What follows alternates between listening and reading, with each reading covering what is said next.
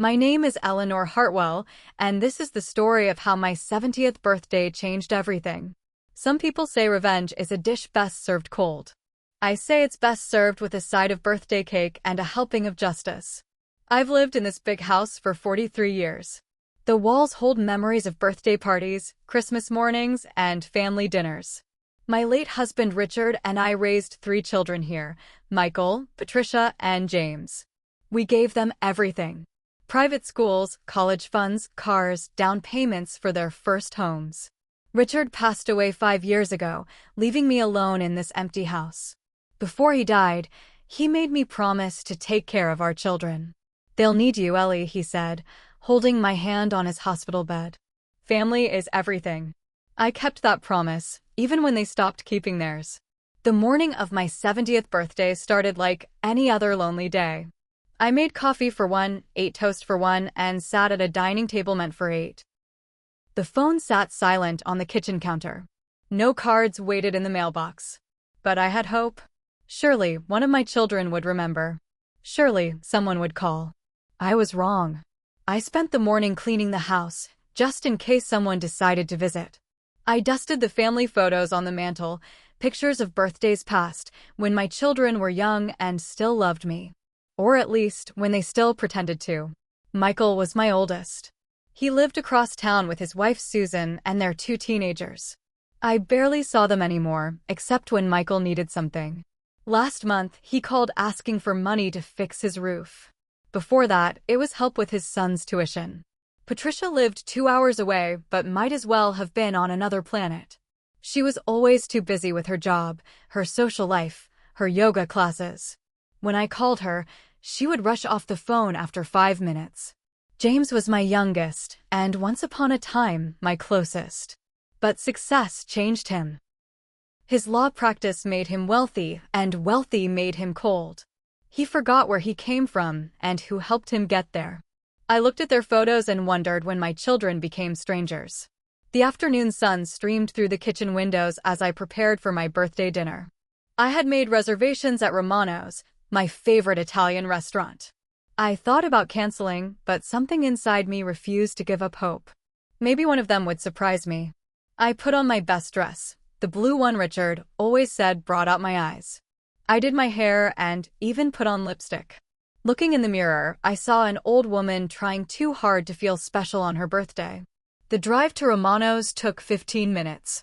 I had called ahead and asked for a table for 4, hoping at least one of my children would show up. The hostess smiled and led me to a corner table with a view of the garden. "Will the rest of your party be joining you soon?" she asked. "I hope so," I replied, though my voice sounded hollow even to me. I sat down and checked my phone. No messages. No missed calls. The screen was as empty as the chairs around me. The waiter approached, a young man with kind eyes and a gentle smile. His name tag read Marcus. "Good evening, ma'am. Are you waiting for others to arrive?" I nodded, not trusting my voice. He placed menus around the table and filled my water glass. "Take your time," he said softly. "I'll check back in a few minutes." I sat there for 30 minutes, watching other families enjoy their dinners. Children laughed. Parents smiled. Grandparents were included in conversations. I felt invisible. My phone remained silent. Marcus returned with a concerned expression. "Would you like to order an appetizer while you wait?" I shook my head. I think they're not coming." The words came out as a whisper. Saying them out loud made the truth real. My children had forgotten my birthday. All 3 of them. "I'm sorry," I said, reaching for my purse. "I should go." "Wait," Marcus said gently. "Please don't leave. It's your birthday, isn't it?" I looked up surprised. "How did you know?" He smiled. "You're wearing your best dress and you look like someone who is expecting to celebrate. Plus, you seem disappointed that your family isn't here. That usually means birthday or anniversary." Tears filled my eyes. A complete stranger had figured out what my own children couldn't remember. "Yes," I whispered. "It's my 70th birthday." Marcus's face lit up. "Then you absolutely cannot leave. Please, let me make this evening special for you." Before I could protest, he was gone. I sat there wondering how a young waiter could show more kindness than my own flesh and blood. When Marcus returned, he was carrying a small cake with a single candle flickering in the center. "Happy birthday, ma'am," he said, setting it down in front of me. "You shouldn't have to spend it alone." That's when I broke down and cried. The tears came like a dam bursting. 60 years of being a mother, 43 years of marriage, 5 years of widowhood, and this stranger, this young man who didn't even know my name, was the only person who remembered my birthday. "I'm sorry," I sobbed, trying to wipe my eyes with the cloth napkin. "I'm making a scene." "You're not making a scene," Marcus said, sitting down across from me. His shift was busy, but he made time for a crying old woman. "You're having feelings, and feelings are allowed." He poured me a glass of water and waited while I composed myself. "Tell me about your family," he said gently. So I did. I told him about Michael, who only called when he needed money. About Patricia, who was too busy for her own mother. About James, who had forgotten where he came from. I gave them everything, I said. Private schools, college, help with their first homes. I thought that if I loved them enough, sacrificed enough, they would always love me back. Marcus listened without judgment. Sometimes people forget that love isn't about what you can give them. It's about who you are. His words hit me like a lightning bolt. For 70 years, I had been trying to earn love by giving everything I had. But love, real love, should be freely given. "Make a wish," Marcus said, pointing to the candle that was still burning on my cake. I closed my eyes and made a wish that would change everything. I wished for justice. Not the angry, vengeful kind, but the quiet, dignified kind that comes from knowing your worth. I blew out the candle and Marcus clapped. "What did you wish for?" "I can't tell you," I said with my first real smile of the day. "It won't come true." But I knew it would come true. I would make sure of it. Marcus brought me a wonderful dinner, pasta with homemade sauce, fresh bread, and a glass of red wine. We talked about his life, his dreams of becoming a teacher, his night classes at the community college. He was working 3 jobs to pay for school, but he never complained. "Why do you want to be a teacher?" I asked. "Because everyone deserves to feel valued," he said. "Kids especially. Some of them don't get that at home." I thought about my own children and how valued I had made them feel. Apparently, too valued. They grew up thinking the world owed them everything, including their mother's unconditional love and support. When I finally left the restaurant, Marcus walked me to my car. "Thank you," I said. "You made my birthday special after all." "You're welcome, Mrs. Hartwell." Eleanor Hartwell. "Happy birthday, Mrs. Hartwell. I hope the next 70 years are even better." As I drove home, I thought about Marcus's kindness and my children's absence. Some plans were already forming in my mind. The next morning, I woke up with a strange sense of clarity. For the first time in 5 years, I felt like I had a purpose.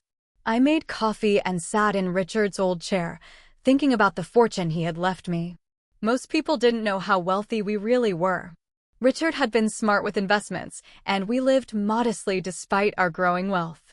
The house was paid off. Our cars were practical, not flashy.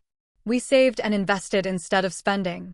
When Richard died, he left me everything: stocks, bonds, real estate investments, and life insurance. The total value was close to $8 million.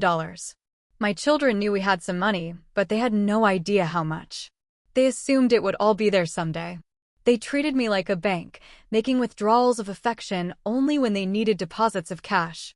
But banks charge interest. And my children's debt was about to come due. I spent the morning going through my financial papers. Richard had always handled the money, but I wasn't helpless. I understood investments, property values, and inheritance law better than my children realized. My current will left everything divided equally among Michael, Patricia, and James. It was a simple document, written years ago when I still believed in unconditional family love. That was about to change. I called my lawyer, Harrison Webb, and scheduled an appointment for the following week. Harrison had been Richard's friend and our family attorney for 20 years. He would be shocked by what I was planning. That afternoon, Patricia finally called. "Hi, Mom," she said in her rushed voice. "Sorry, I missed your birthday yesterday. Work has been crazy." "Yesterday," I repeated. Patricia, my birthday was 3 days ago. There was a pause. Oh, right. I'm sorry. Happy belated birthday. No excuse. No explanation.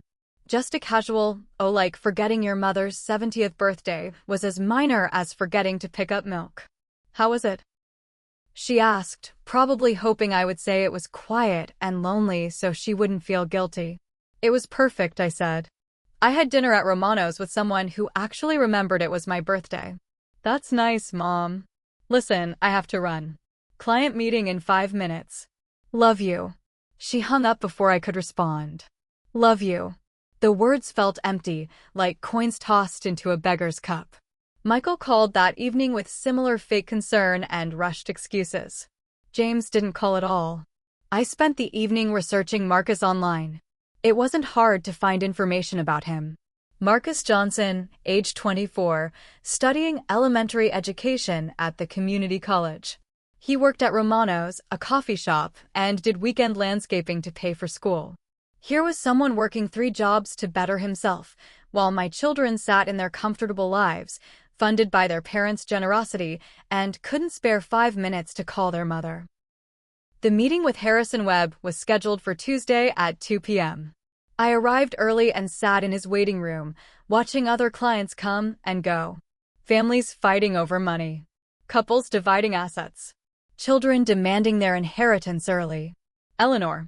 Harrison greeted me with a warm hug. How are you holding up? I'm doing well, Harrison. Better than well, actually.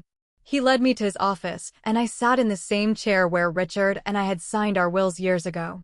What can I do for you today? Harrison asked, settling behind his desk. I want to change my will, I said simply. Harrison raised an eyebrow. Any particular reason? Are you unhappy with the current distribution? You could say that. I told him about my birthday, about my children's absence, about Marcus and his kindness.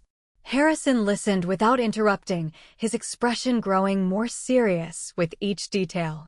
Eleanor, he said carefully, I understand you're hurt.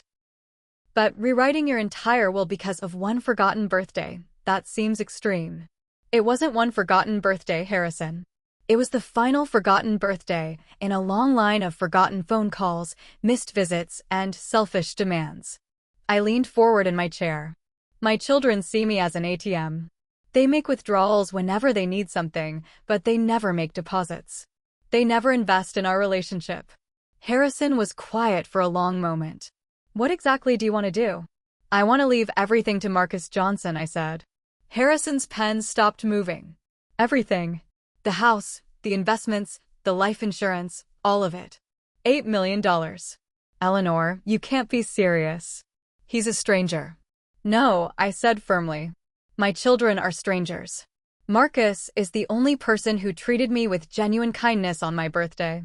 He didn't know I had money. He didn't want anything from me. He just saw an old woman sitting alone and decided to make her day special. Harrison set down his pen and leaned back in his chair. What about your children? What about your grandchildren? What about them?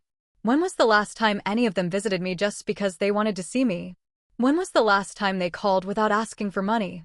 I pulled out my phone and showed him my call log. Look at this. In the past 6 months, Michael called me 4 times. 3 were to ask for money. 1 was to cancel dinner plans. Patricia called twice, both times to ask me to babysit her kids so she could go out. James didn't call at all. Harrison studied the phone screen, his expression troubled. They've had 40 years to show me they love me, I continued. Instead, they've shown me they love what I can give them. Well, I'm giving it to someone who deserves it. Harrison tried to talk me out of it for another hour. He suggested leaving the children smaller amounts or setting up trust funds with conditions. He warned me about the legal challenges my children might bring. Let them challenge it, I said. I'm 70 years old and mentally competent. I have the right to leave my money to whoever I choose. But Eleanor, $8 million to a waiter you barely know? A waiter who showed me more kindness in one evening than my children have shown me in years. Finally, Harrison agreed to draft the new will. He would include a letter explaining my decision, to be read at the will reading. He also suggested I wait 30 days before signing it, to make sure I was certain. I've never been more certain of anything in my life, I told him. On the drive home, I stopped at Romano's. Marcus was working the lunch shift, and his face lit up when he saw me. Mrs. Hartwell, how are you? I'm wonderful, Marcus. I wanted to thank you again for making my birthday special. You don't need to thank me. I'm just glad you came back. I ordered lunch and we chatted between his other tables. I learned more about his life. He was studying to teach elementary school. He sent money home to help his sick mother, and he volunteered at a literacy program on weekends. This young man, working 3 jobs and going to school, still found time to help others. Meanwhile, my children, with their comfortable lives and generous trust funds, couldn't find time to call their mother. Over the next few weeks, I became a regular at Romano's. I would come for lunch twice a week, always sitting in Marcus's section. He never treated me like a charity case or a lonely old woman. He treated me like a friend. I learned about his dreams of having his own classroom, his plans to teach in underserved schools, his hope of making a difference in children's lives. He reminded me of why I became a teacher myself 40 years ago. My children, meanwhile, continued their pattern of selfish indifference. Michael called asking for money to fix his pool. Patricia asked me to babysit her kids during her weekend spa trip. James sent a text asking if I could loan him money for a vacation. Not one of them asked how I was doing. Not one of them mentioned my birthday again. Not one of them seemed to notice or care that their mother was lonely. Harrison called to tell me the new will was ready. He had included a detailed letter explaining my decision, to be read before the distribution of assets was announced. Are you sure about this, Eleanor? He asked one final time. Harrison, let me ask you something. If you died tomorrow, would your children fight over your money or grieve for your loss? He was quiet for a moment. Grieve for my loss. Exactly. My children will fight over the money they think they deserve. They won't grieve for the mother they lost, because they lost her years ago through their own neglect. I signed the will on a Thursday afternoon. Harrison witnessed it along with his secretary and a notary. It was official. $8 million would go to Marcus Johnson, a young man who brought birthday cake to a lonely old woman. That evening, I felt lighter than I had in years. The weight of unreciprocated love was finally off my shoulders. I wasn't angry anymore. I was at peace. I called Marcus and asked if he would like to have dinner with me on Sunday. Not at the restaurant, but at my house. I wanted to cook for someone who would appreciate it. Are you sure, Mrs. Hartwell? I don't want to impose. You could never impose, Marcus. Besides, this house is too big for just me. It needs young voices and laughter again. He arrived at 6 o'clock sharp, carrying flowers from his mother's garden. She insisted, he said with a smile.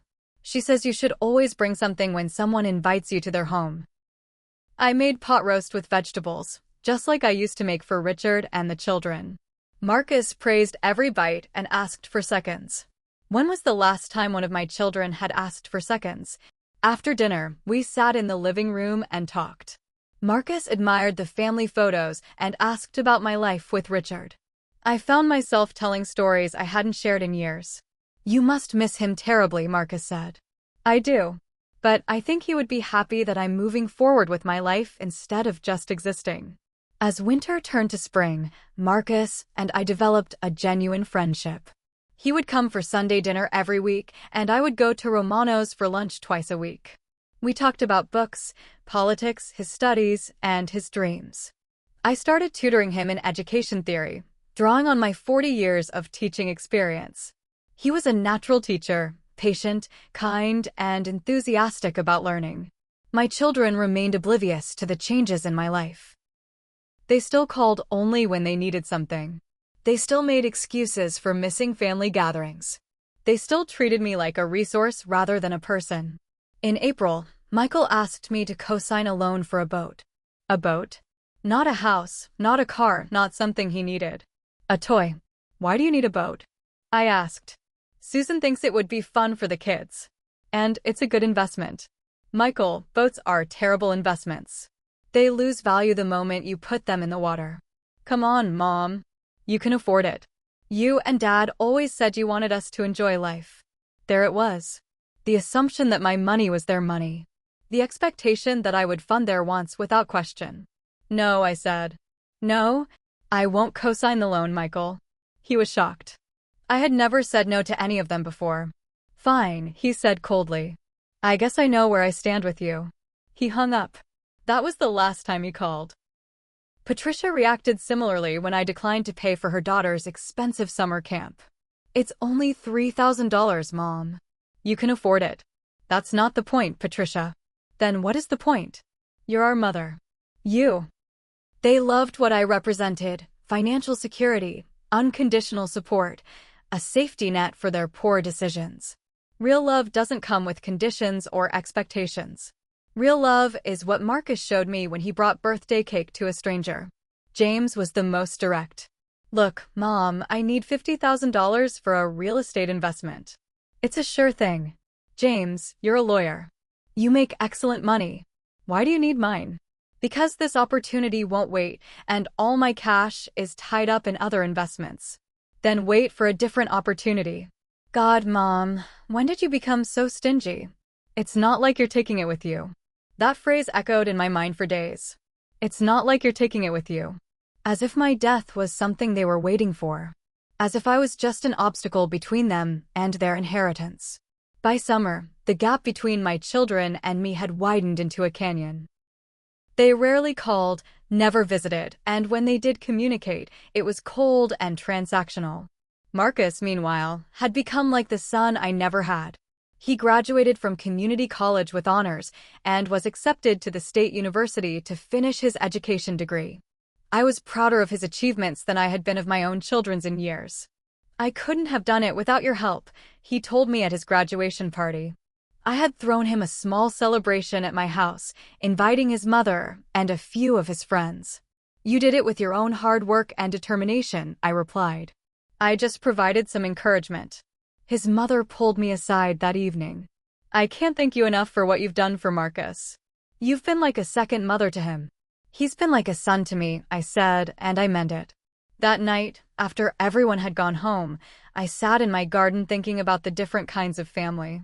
The family you're born into, and the family you choose. The family that takes from you, and the family that gives to you. Marcus had given me something my own children never had: genuine affection without conditions. He didn't love me for what I could give him. He loved me for who I was. In August, I had a minor heart attack. It wasn't serious, but it landed me in the hospital for 3 days. Marcus was there every day, bringing me books and keeping me company. He rearranged his work schedule to make sure I wasn't alone. My children were informed by the hospital, as they were my emergency contacts. Michael sent flowers with a card. Patricia sent a text asking if I needed anything. James didn't respond at all. None of them visited.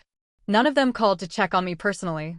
But Marcus was there, holding my hand when I was scared, making me laugh when I was bored, advocating for me with the nurses when I needed help.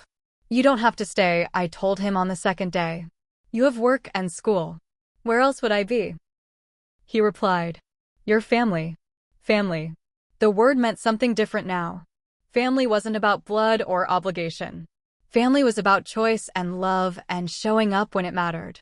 When I was discharged, Marcus drove me home and stayed the night on my couch, just to make sure I was okay.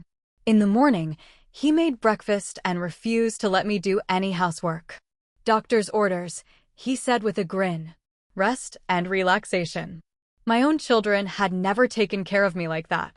Even when I was younger and Richard was alive, they expected us to take care of them, not the other way around. The heart attack was a wake-up call in more ways than one. It reminded me that life is precious and unpredictable. It also reminded me that the new was more important than ever. I called Harrison and asked him to update my medical directives and power of attorney documents. I made Marcus my healthcare proxy and gave him power of attorney if I became incapacitated. Eleanor, Harrison said carefully, this is a big responsibility to give to someone who isn't family. He is family, I said. More family than my own children have been. I also asked Harrison to add a codicil to my will, establishing a scholarship fund in Richard's name for students like Marcus, hardworking young people pursuing education careers. That fall, Marcus started his junior year at the university. He was student teaching at an elementary school and working part-time at Romano's on weekends. Despite his busy schedule, he still came for Sunday dinner every week. We would sit at my dining table, the same table where I had eaten alone on my 70th birthday, and he would tell me about his students, his classes, his dreams for the future. "I want to teach in schools where kids really need good teachers," he said one evening. "Schools where some kids don't get encouragement at home. Those are the kids who need you most," I agreed. Did you ever have students like that when you were teaching? Many of them. Some of the most rewarding relationships I had were with students who needed extra support and attention. Marcus nodded thoughtfully. "I think that's what teaching is really about. Not just academics, but helping kids believe in themselves." Christmas approached, and I realized it would probably be my last Christmas in this house. My health was declining gradually, and I was beginning to think about moving to a smaller place or perhaps assisted living. I invited my children for Christmas dinner, hoping that the holiday spirit might bridge the gap between us. Michael declined, saying they were going to Susan's parents. Patricia said she was too busy with holiday parties. James didn't respond to the invitation at all. So I invited Marcus and his mother instead. We had a wonderful Christmas together, exchanging small gifts and sharing stories. Marcus gave me a photo album he had made, filled with pictures from our Sunday dinners and special occasions over the past year. "Look how happy you look in these pictures," his mother observed. She was right. In every photo, I was genuinely smiling. When was the last time I had looked that happy in pictures with my own children? On New Year's Eve, I sat in my living room reflecting on the year that had passed. A year that had started with the worst birthday of my life and evolved into one of the best years I'd had since Richard died. I thought about the different paths my life could have taken. I could have continued being the bitter, disappointed mother, waiting for children who would never appreciate me. Instead, I had chosen to build a new relationship with someone who valued me. Marcus called at midnight to wish me a happy new year. "Thank you for everything this year, Mrs. Hartwell. You've made such a difference in my life." "You've made a difference in mine too, Marcus. More than you know." Spring came early that year, and with it, a sense of finality. I was 71 now, and my health was declining more noticeably. I had another small heart episode in March, and my doctor suggested I consider my long-term care options. Marcus was in his final semester of student teaching, and I was so proud of his progress. His supervising teacher told me he was one of the best student teachers she had ever worked with. "He has a natural gift for connecting with children," she said when I attended his final evaluation. "The kids adore him." I wasn't surprised. Marcus had always been good with people. It was one of the things I loved about him. My children remained distant. They sent obligatory birthday cards this year, probably because they felt guilty about forgetting the previous year, but there were no visits, no phone calls, no genuine gestures of love or concern. I realized that I wasn't sad about this anymore. I had grieved the loss of the relationships I thought I had with my children. Now I was grateful for the relationship I had found with Marcus. In April, I had what my doctor called a significant cardiac event. I was hospitalized for a week, and it became clear that my time was limited. Maybe months, maybe a year, but not much longer. Marcus took a leave of absence from his student teaching to take care of me. I protested, but he wouldn't hear of it. "School will always be there," he said. "But you're here now, and you need me." I spent my final months at home with Marcus taking care of me. He moved into the guest room and managed my medications, my appointments, and my daily needs. He cooked my meals, read to me, and kept me company. It was the happiest I had been since Richard died. I wasn't lonely anymore. I wasn't waiting for phone calls that wouldn't come or visits that wouldn't happen. I was surrounded by genuine love and care. My children called occasionally to check on my condition, but they didn't visit. Even when I was clearly dying, they couldn't find time for their mother. "Don't be bitter," Marcus said one day when I mentioned their absence. "Bitterness will only hurt you, not them." He was right, as usual. I wasn't bitter anymore. I was at peace. Harrison came to the house to review my will one final time.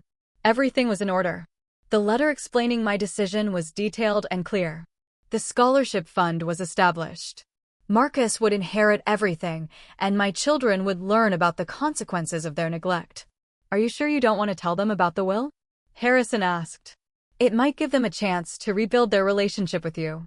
If they wanted a relationship with me, they wouldn't need the threat of disinheritance to motivate them, I replied. Besides, it's too late for that now. I was right. It was too late. My children had made their choices, and now they would live with the consequences. I died on a Tuesday morning in September, peacefully in my sleep. Marcus found me when he brought my morning coffee. He held my hand and cried, mourning me like a son mourns his mother. The funeral was small. Marcus organized everything, according to the instructions I had left. A few of my former teaching colleagues came, some neighbors, Marcus's family, and, of course, my 3 children. Michael, Patricia, and James sat in the front row, playing the part of grieving children. But I knew better. They were there to claim their inheritance, not to mourn their mother. The pastor spoke about my life as a teacher, a mother, and a friend. Marcus gave a beautiful eulogy about the woman who had become his chosen family. He cried real tears, while my children sat dry-eyed, probably calculating their share of the estate.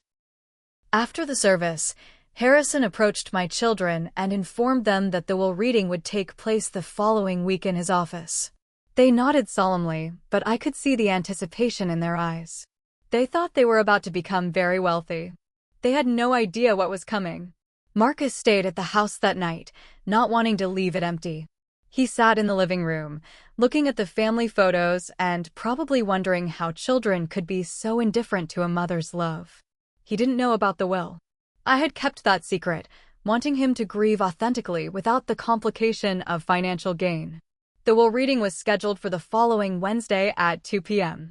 Harrison had asked Marcus to attend, explaining that Eleanor had left him something in her will. Marcus assumed it was a small keepsake or perhaps a modest sum to help with his education. My children arrived at Harrison's office dressed in their finest clothes, ready to claim their inheritance. They chatted quietly among themselves, probably discussing how they would divide the assets. Michael brought Susan, who had dollar signs in her eyes. Patricia brought her husband Tom, who kept checking his phone, probably already researching expensive purchases. James came alone but carried a briefcase, ready to take notes on his windfall. Marcus arrived a few minutes before 2 p.m., looking nervous and out of place among my well-dressed children. He had probably never been to a will reading before. Harrison called everyone into his conference room and asked them to sit down. The atmosphere was tense with anticipation. My children tried to look appropriately somber, but their excitement was barely contained. Before I read the will, Harrison began. Eleanor left a letter explaining her decisions. She insisted that this letter be read in its entirety before any distribution is announced. He cleared his throat and began to read my final words to my children. To my children Michael, Patricia, and James, if you are hearing this letter, then I have died, and you have come to claim what you believe is rightfully yours. But before you learn about your inheritance, I want you to understand why I made the decisions I did. The room grew very quiet. My children exchanged glances, suddenly unsure of themselves. Harrison continued reading, his voice steady and clear. On my 70th birthday, I sat alone in a restaurant, waiting for any one of you to remember that it was the day I was born. None of you called. None of you visited. None of you even sent a card. Michael shifted uncomfortably in his seat. Patricia's face was turning red. James stared at the table. That night, a young waiter named Marcus brought me a piece of birthday cake with a candle and said, "Happy birthday, ma'am. You shouldn't have to spend it alone." He was the only person who remembered my birthday. The only person who showed me kindness on what should have been a special day. Marcus looked shocked. He was beginning to understand that this wasn't going to be a simple reading of a simple will. Harrison turned the page and continued. 4 months after that birthday, I waited for any of you to show genuine interest in my life, my health, my happiness. Instead, you continued to treat me like a bank, making withdrawals when you needed something, but never making deposits of love, time, or attention. The room was dead silent now. My children were beginning to realize that their mother had been paying attention to their neglect. You forgot more than just my birthday, Harrison read. You forgot that I am a human being who deserves love and respect. You forgot that family is about more than what you can inherit. Then Harrison paused and looked up from the letter. Now I'll read the distribution of assets, he said quietly. My children leaned forward, still hoping that this was just their mother's way of making them feel guilty before giving them their money. Harrison's voice was calm and professional. I leave my entire estate, including the house, all investments, bank accounts, and life insurance proceeds, totaling approximately $8 million, to Marcus Johnson. The silence that followed was deafening. Michael's mouth fell open. Patricia gasped audibly. James's briefcase slipped from his hands and hit the floor with a loud thud. What? Michael finally managed to say. Harrison continued reading.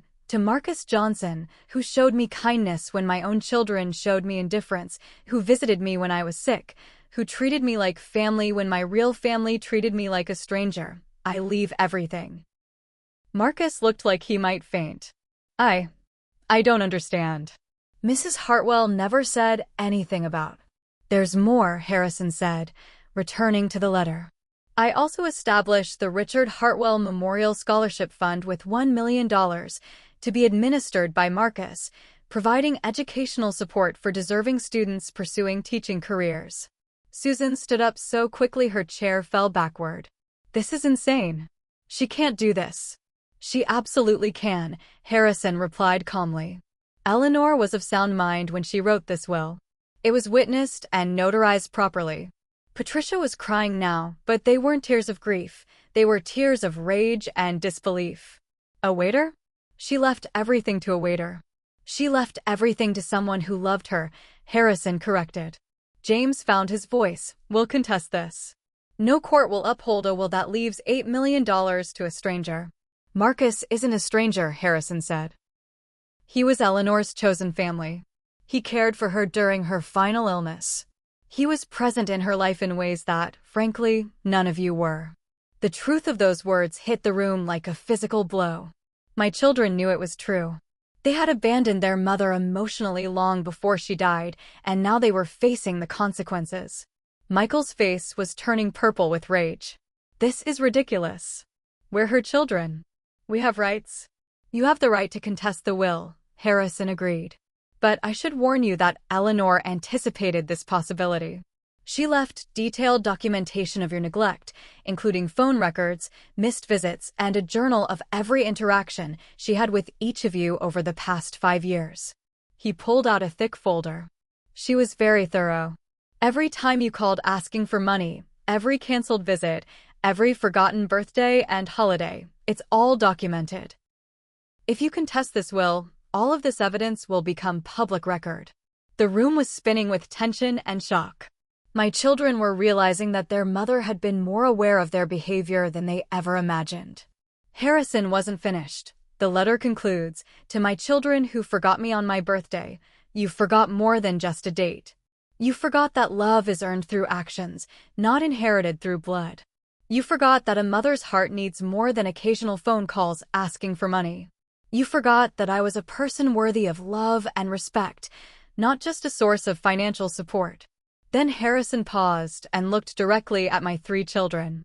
Their confident smiles had completely disappeared, replaced by expressions of shock, anger, and dawning realization. Everything, he said slowly, goes to the waiter. And with those words, my revenge was complete. My silence had been my weapon, and their neglect had been their downfall. The children who had forgotten their mother's birthday had just learned that mothers never forget anything.